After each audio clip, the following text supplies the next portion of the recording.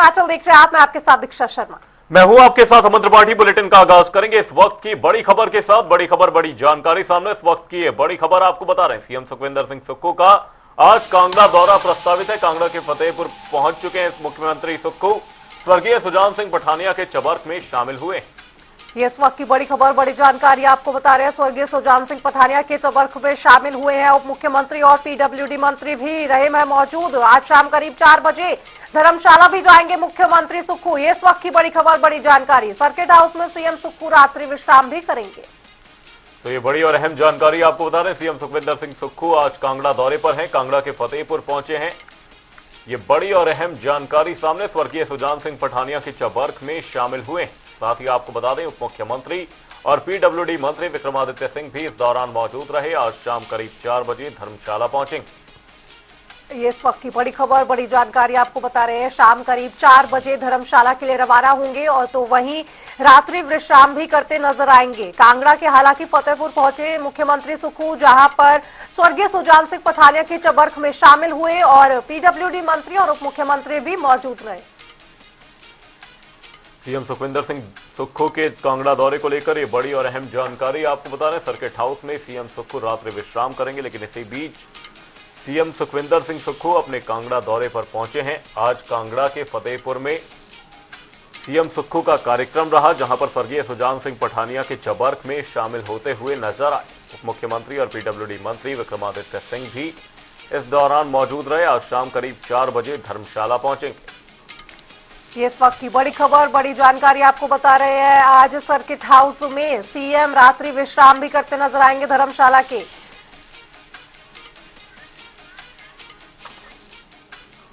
इसी खबर पर तमाम जानकारी के साथ हमारे सहयोगी सौरभ अटवाल हमारे साथ जुड़े हुए हैं। सौरभ, आपसे जानना चाहेंगे, सीएम सुखविंदर सिंह सुक्खू कांगड़ा दौरे पर हैं, क्या कुछ बड़ी बातें इस दौरान रहने वाली, क्या कुछ खास कार्यक्रम इस दौरान देखने को मिलेंगे?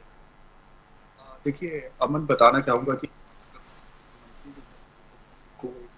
कार्यक्रम जो है वो जिला कांगड़ा में पहुंचे हैं। इससे पहले जो आज जो है वो फतेहपुर पहुंचे थे, जहां पर स्वर्गीय सुजान सिंह पठानिया के चर्च में जो है उन्होंने भाग लिया है। इसके उपरांत तकरीबन 2:30 बजे के करीब जो है मुख्यमंत्री जो है फतेहपुर में एक जन समस्याओं को सुनेंगे। वहां पर लोग जो होंगे उनकी समस्याओं का जो है समाधान करेंगे। इसके उपरांत तकरीबन 4 बजे के करीब जो है मुख्यमंत्री का हेलीकॉप्टर जो है धर्मशाला के ईसाई ग्राउंड में उतरेगा और यहाँ धर्मशाला पहुंचने पर कांग्रेस कार्यकर्ताओं द्वारा जो है मुख्यमंत्री का जोरदार स्वागत किया जाएगा और उसके बाद उनका काफिला जो है धर्मशाला के सर्किट हाउस के लिए निकल जाएगा, जहां पर उनका रात्रि विश्राम रहने वाला है। जी बिल्कुल सौरभ, जिस तरह से मुख्यमंत्री सुक्खू धर्मशाला आएंगे तो क्या कुछ बड़ी सौगात यहां पर देते नजर आ सकते हैं, जिस तरह से कांगड़ा को बीते दिनों दी? देखिए दिशा, एक निजी कार्यक्रम के चलते जो है मुख्यमंत्री जो है एक दिन के लिए जो है जिला कांगड़ा में आए हैं। ऐसे में आधिकारिक तौर पर किसी भी तरह के कार्यक्रम की जो है वो घोषणा नहीं की गई है, लेकिन जब मुख्यमंत्री जब धर्मशाला पहुंचेंगे, यहाँ रात्रि ठहराव जो है उनका सर्किट हाउस में रहने वाला है, तो यहाँ पर जो है वो जो लोग मिलने वाले आने वाले हैं मुख्यमंत्री से, उनसे मिलेंगे और उनकी समस्याओं का कहीं ना कहीं जो निदान करते हुए भी मुख्यमंत्री नजर आएंगे। साथ ही सौरभ, आपसे जानना चाहेंगे, इस दौरान केंद्रीय बजट भी पेश होना है, तो क्या बजट को लेकर भी इस दौरान जो कांग्रेस के कार्यकर्ता हैं, क्या उनसे इस दौरान चिंतन मनन किया जा सकता है? क्योंकि धर्मशाला में सीएम सुक्खू कांग्रेस कार्यकर्ताओं के साथ एक बैठक करने वाले हैं, जैसा कि आपने बताया। उसके बाद रात्रि ठहराव का कार्यक्रम है। क्या यहाँ पर बजट को लेकर भी कोई चर्चा देखी जा सकती है? बिल्कुल अमन, देखिए जिस तरह से मुख्यमंत्री आज पहुंच रहे हैं तो इसको लेकर जो है एक बैठक का जो आयोजन है वो भी कांग्रेस कार्यकर्ताओं द्वारा किया गया है और इस बैठक में जो है कांग्रेस के समस्त जो कार्यकर्ता है वो बैठेंगे और कहीं ना कहीं इस बैठक में केंद्रीय बजट को लेकर जो है वो भी कहीं ना कहीं जो अमन चर्चा वो है होने वाली। जी बहुत बहुत शुक्रिया सौरभ अटवाल आपका इस तमाम जानकारी पर अपडेट साझा करने के लिए। जिस तरह से सौरभ ने बताया कि शाम करीब 4 बजे पहुंचेंगे, जन समस्याएं सुनेंगे और साथ ही समाधान करने का भी आश्वासन देते नजर आएंगे।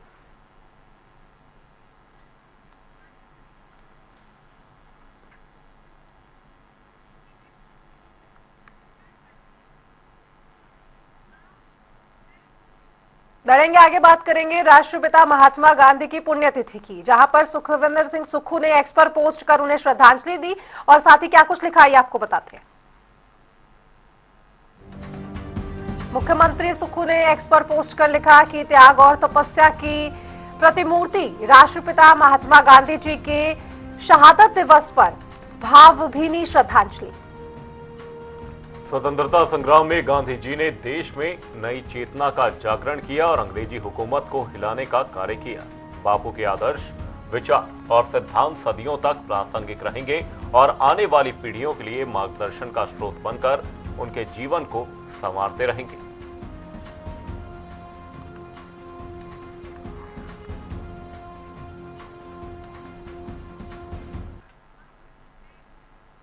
राष्ट्रपिता महात्मा गांधी की पुण्यतिथि को आज देश भर में शहीदी दिवस के रूप में मनाया जा रहा है। वहीं हिमाचल में भी राष्ट्रपिता महात्मा गांधी जी की प्रतिमा पर गणमान्यों ने श्रद्धा सुमन अर्पित कर उन्हें श्रद्धांजलि दी है। तो वहीं आपको बता दें कि शिमला सहित अन्य जिलों में भी शहीदी दिवस मनाया गया और इस दौरान महात्मा गांधी के सम्मान में 2 मिनट का मौन भी रखा गया। ये 4 तस्वीरें आपको दिखा रहे हैं, शिमला, हमीरपुर, पांवटा साहिब और साथ ही सोलन की।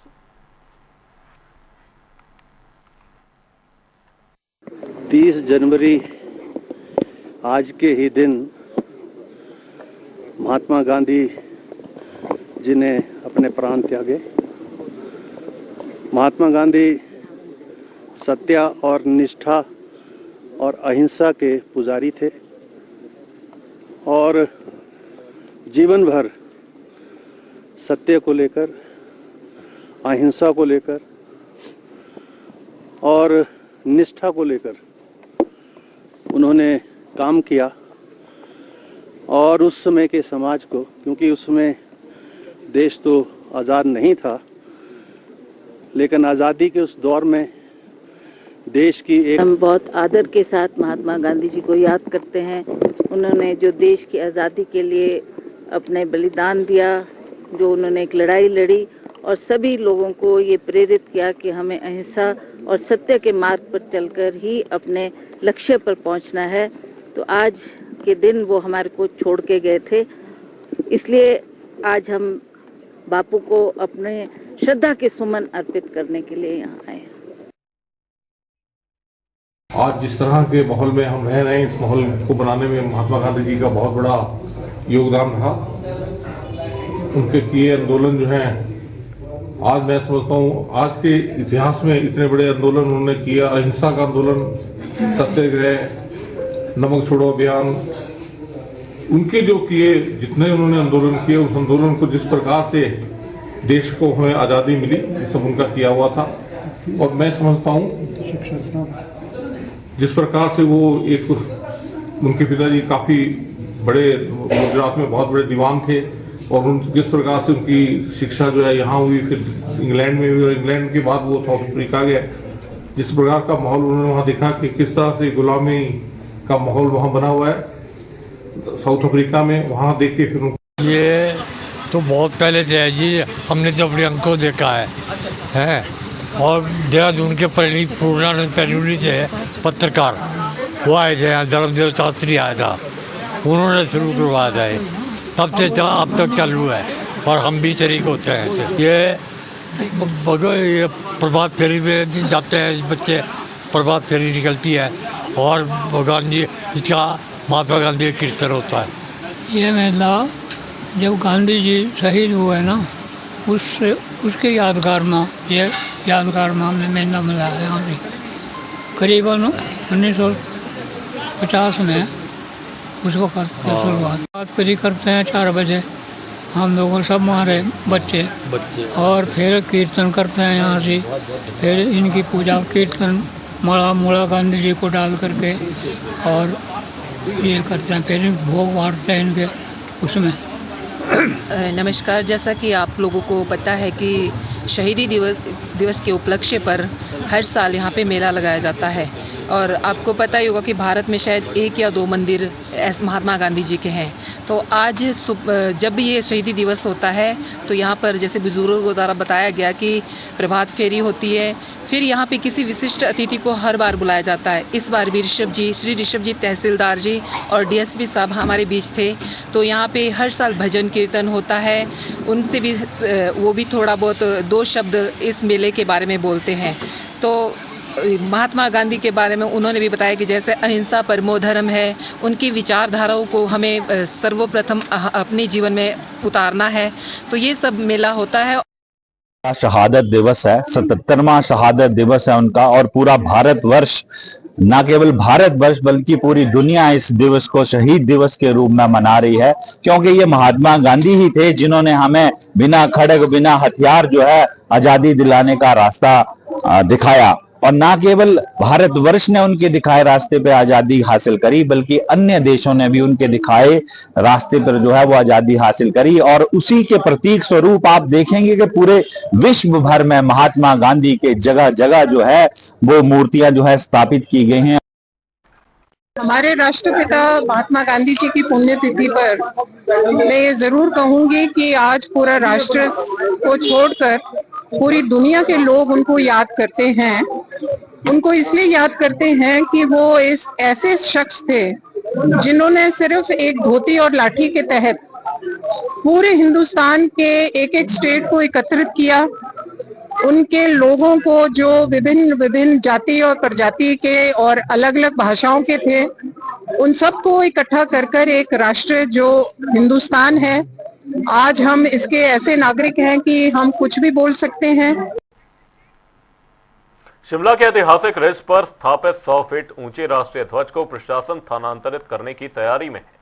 ऐतिहासिक रिज मैदान वाटरिंग का काम शुरू हो चुका है और इसके साथ मुख्यमंत्री ने भी बीते गणतंत्र दिवस पर इसको लेकर दिशा निर्देश जारी किए। उन्होंने कहा कि रिज के जीर्णोद्धार के बाद झंडा बीच में आ गया है। विधायक हरीश जरास्था ने कहा कि पीडब्ल्यूडी इसके लिए मॉडल विभाग होगा, परंतु कार्य नगर निगम की देखरेख में करवाया जाएगा। जैसे कि आप सभी को मालूम है कि 26 जनवरी के दिन यहाँ पे माननीय मुख्यमंत्री जी ने एक इंस्ट्रक्शन दी थी कि जो हमारा ये नेशनल फ्लैग है, क्योंकि आपको मालूम है कि जो वाइडनिंग हुई है रिज की और ये कॉम्प्लेक्स है, तो अब ये जो फ्लैग है ये बीच में आ गया है। तो इसको एक प्रोमिनेंट जगह में, पक्की जगह में और अच्छी जगह में इसको वहाँ पे इंस्टॉल करना है। और जो रेन शेल्टर है हमारे पीछे है, इसको भी यहाँ से थोड़ा शिफ्ट करना है। ये माननीय मुख्यमंत्री महोदय जी के आदेश है और इसमें हमारे मेयर साहब, deputy mayor ma'am, counsellors, commissioner साहब और हमारे एससी पीडब्ल्यूडी जो नोडल एजेंसी होगी वो पीडब्ल्यूडी होगी और म्यूनसिपल कॉर्पोरेशन इसका मॉनिटरिंग करेंगे। तो इनकी शिफ्टिंग का है ताकि जो ये रिज का पूरा ग्राउंड है ये एक ही जान बने और एक ही मतलब आगे को ग्राउंड दिखे जो वाइडनिंग हो रही है। और साथ साथ इसमें जो एक्सटेंशन होनी है आगे टूरिज्म ऑफिस तक, उसका इंस्पेक्शन करने भी हम आए हैं। और इसमें कुछ एक एरिया है जो सिंकिंग जोन है, तो उसकी प्लानिंग होनी है कि किस तरीके से इसको स्टेबलाइज किया जाए और जो रिज है आगे स्कैंडल पॉइंट तक इसकी वाइडनिंग होनी जरूरी है। और चलिए इस बीच रुक कर लेंगे इस वक्त की बड़ी खबर, अहम जानकारी का बजट सत्र को लेकर इस वक्त की बड़ी खबर, बड़ी जानकारी आपको बता रहे हैं। स्पीकर ने विधानसभा बजट सत्र को लेकर संकेत दिए हैं। मार्च के पहले हफ्ते में ही बजट सत्र हो सकता है। ये बड़ी और अहम जानकारी आपको बता रहे हैं। बजट सत्र में संभवतः 18 से 20 बैठकें होंगी। ये बड़ी और अहम जानकारी, स्पीकर ने विधानसभा बजट सत्र को लेकर संकेत दे दिए। मार्च के पहले हफ्ते में बजट सत्र हो सकता है। बजट सत्र में संभवतः 18 से 20 बैठकें होंगी।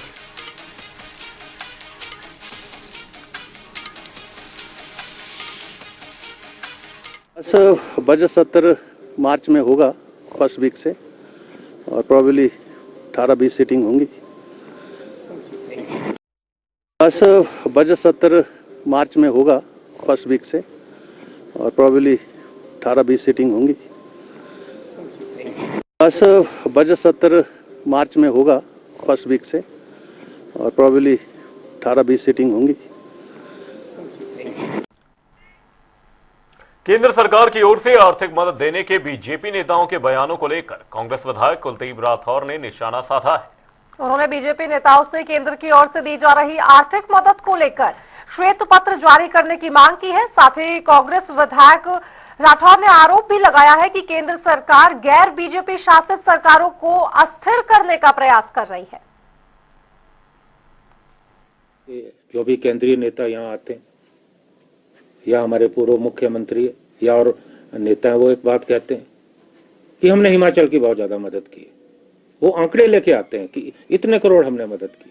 कि आप श्वेत पत्र लेके आए, आप व्हाइट पेपर लेके आए कि आपने हिमाचल की कितनी मदद की। अब जो केंद्र नीति योजना है यहाँ चल रही है, अब उसका पैसा भी आप मदद में जोड़ रहे हैं। वो तो मदद नहीं हुई ना। अभी आपदा के समय लगभग 10,000 करोड़ का हमारे प्रदेश का नुकसान हुआ, लेकिन उसकी भरपाई तो हुई नहीं। और खाली हिमाचल की बात नहीं है, जहां भी गैर भाजपा सरकार है वहां ये हो रहा है, अनदेखी की जा रही है, सरकारों को अस्थिर किया जा रहा है। देखिए, मेरा ये मानना है कि इस वक्त देश की जो बुनियादी समस्याएं उस पर कोई चर्चा नहीं हो रही। बढ़ेंगे आगे, बात करेंगे कुल्लू के मुख्यालय सरवरी की, जहां पर अब नगर परिषद कुल्लू का नया आलीशान भवन बनाने जा रहा है और इसके अलावा इस भवन में पार्किंग की भी व्यवस्था की जाएगी, ताकि अगर कोई व्यक्ति नगर परिषद कार्यालय अपने कार्य से आए तो वहां उसे पार्किंग की सुविधा भी मिल सके। ये सब निर्णय बुधवार को नगर परिषद की बैठक में लिए गए।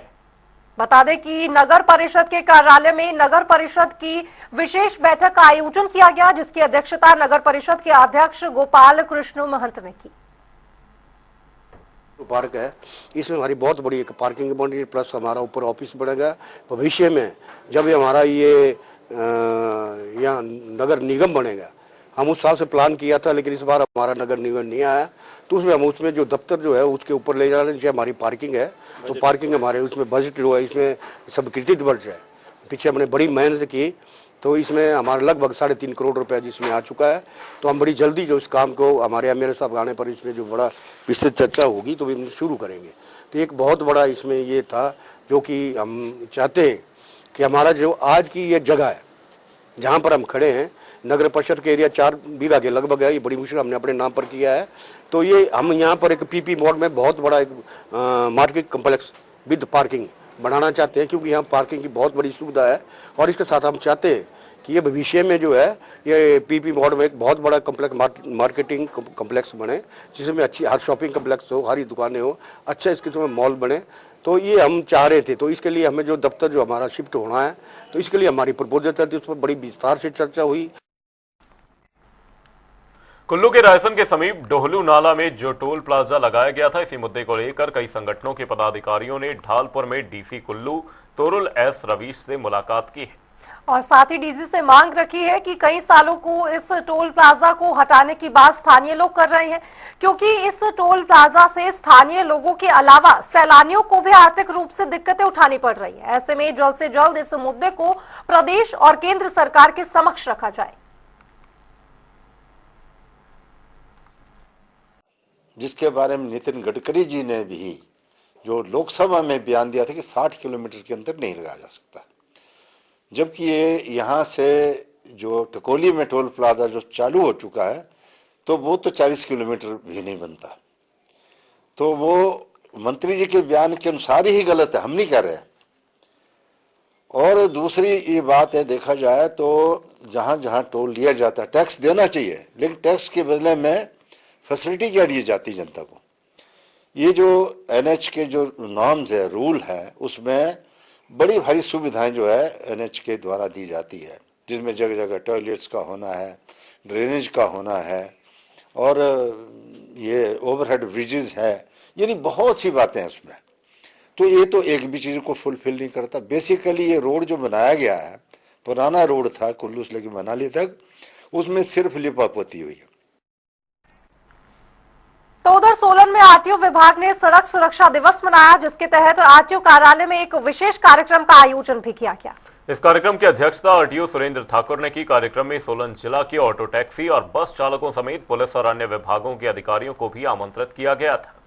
उनमें सड़क सुरक्षा के नए नियमों से अवगत भी करवाया गया और साथ में उन्हें जागरूक रहने की भी सलाह दी गई, ताकि जिले में हो रही सड़क दुर्घटनाओं को कम किया जा सके। सेफ्टी माह पूरे प्रदेश में मनाया जा रहा है। उसके अंतर्गत जिला सोलन में हमने सभी जो हमारे बस ऑपरेटर वाले थे, टैक्सी ऑपरेटर और auto rickshaw operator, driving school वाले और अन्य भी जितने भी ड्राइवर्स हैं, दूसरे स्टेक होल्डर्स हैं जो ट्रांसपोर्ट का काम करते हैं या किसी न किसी रूप में ट्रांसपोर्ट से जुड़े हुए, सभी के लिए एक रोड सेफ्टी वर्कशॉप का आयोजन किया गया था। इसका उद्देश्य यही था कि हमने 2-3 साल से लगातार transport department, education department, police department, health department एक होलिस्टिक रूप से रोड सेफ्टी अवेयरनेस कैंपेन कर रहा है और हमारे 2022 के बाद लगातार हिमाचल प्रदेश की आइस हॉकी महिला और पुरुष टीम ने लेह में आयोजित खेलो इंडिया विंटर गेम्स 2025 में कांस्य पदक जीतकर प्रदेश का नाम रोशन किया है। लेह में हुई ये खेलो इंडिया विंटर गेम्स 5वीं बार आयोजित हुई, जबकि हिमाचल प्रदेश की टीम ने 4थी बार इन गेम्स में हिस्सा लिया है। ये प्रतियोगिता 23 से 27 जनवरी तक आयोजित हुई थी। महिला और पुरुष टीम ने अपने अनुभव साझा करते हुए कहा कि सुविधाओं की कमी के कारण उन्हें कांस्य पदक से ही संतोष करना पड़ रहा है। इस साल कंपैरेटिवली लास्ट ईयर से बहुत ज़्यादा अच्छी रही थी। जो कमी की बात है, आई थिंक वो इंफ्रास्ट्रक्चर में कमी रह रही है। हमारे पास आइस टाइम जो होता है बहुत कम होता है, बहुत लिमिटेड आइस टाइम मिलता है। काजा में भी 2 से 3 घंटे आइस टाइम मिलता है टीम को प्रैक्टिस के लिए। कंपैरेटिवली जो लेह लद्दाख की टीम है, जो आईटीबीपी की टीम है, जो आर्मी की टीम है जिनसे हमारे है, उनका आइस टाइम दिन का 4 to 5 आवर्स का आइस टाइम है, प्लस उनका एक लॉन्गर सीजन होता है। टीम 12 महीने साथ में प्रैक्टिस करती है। तो अगर हमारे को इंफ्रास्ट्रक्चर बेटर मिले, आई एम वेरी श्योर कि हम गोल्ड मेडल भी प्राप्त कर सकते हैं। बहुत सालों से शिमला के रिंग में बात चल रही है कि उसको एक ऑल वेदर रिंग बनाया जाएगा, बट हमारा तो यही रिक्वेस्ट है सरकार से दैट उस प्रोजेक्ट को जल्द से जल्द आगे बढ़ाया जाए। और काजा में भी अगर एक ऑल वेदर रिंग बन सकता है, क्योंकि मैक्सिमम टीम मेंबर्स हमारे वहीं से है, तो इंफ्रास्ट्रक्चर के बाद ही एक प्रॉपर जब आइस फैसिलिटी होगी उसके बाद ही टीम का परफॉर्मेंस और ज़्यादा बेटर हो सकता है। पार्टिसिपेट किया है, लास्ट ईयर भी हमारा ब्रोंज मेडल आया था और इस साल भी हमारा ब्रोंज मेडल आया, लेकिन परफॉर्मेंस अगर देखी जाए तो इस बार हमारी परफॉर्मेंस फार बेटर थी। और इवन विमेंस टीम में इस बार एक नई टीम चंडीगढ़ की आई थी जो कि बहुत अच्छे प्लेयर्स हैं, लेकिन हमने बहुत अच्छी गेम उनके अगेंस्ट भी खेली और वी वॉन द मैच। और अल्टीमेटली हमारा दोनों टीम्स का ब्रोंज मेडल आया है। और अब आई थिंक थोड़े टाइम में नेशनल्स भी अनाउंस होने वाले हैं आइस हॉकी के, और हमारे को उम्मीद है कि देहरादून वाला जो रिंक है वो खुलने वाला है। 80% काम उसका हो चुका है। तो नेशनल्स जो हैं पॉजिटिवली देहरादून में होंगे और हमारी टीम्स अभी काजा में फिर से ये सब जा ही रहे हैं, काजा जा रहे हैं कल, और प्रैक्टिस जारी रहेगी। और इसी साल नेशनल्स में उम्मीद है कि हम और अच्छा परफॉर्म करेंगे और इसी साल नेशनल में ही हम मेडल का कलर चेंज कर देंगे। और चलिए बुलेटिन में फिलहाल इतना है, लेकिन खबरों का सिलसिला जनता टीवी पर लगातार जारी है। नमस्कार।